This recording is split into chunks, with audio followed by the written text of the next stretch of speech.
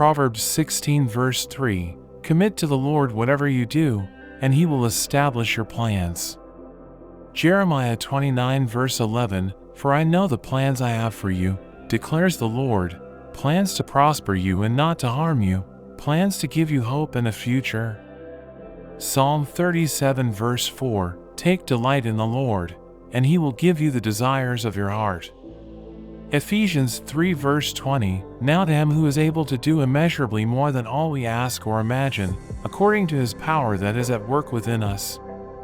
Matthew 6 verse 33, but seek first His kingdom and His righteousness, and all these things will be given to you as well. Isaiah 55 verses 8 to 9, for my thoughts are not your thoughts, neither are your ways my ways, declares the Lord. As the heavens are higher than the earth, so are my ways higher than your ways and my thoughts than your thoughts. Proverbs 3 verses 5 to 6, trust in the Lord with all your heart and lean not on your own understanding, in all your ways submit to Him, and He will make your paths straight.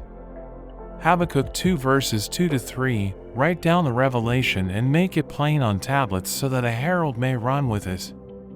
For the revelation awaits an appointed time, it speaks of the end and will not prove false.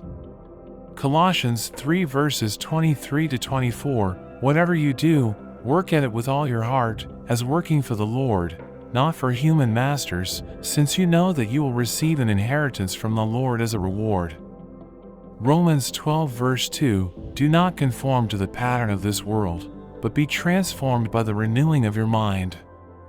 Then you will be able to test and approve what God's will is, His good, pleasing, and perfect will. Thank you for watching. I hope you enjoyed the video. If you did, don't forget to like and subscribe to the channel. See you next time. God bless you.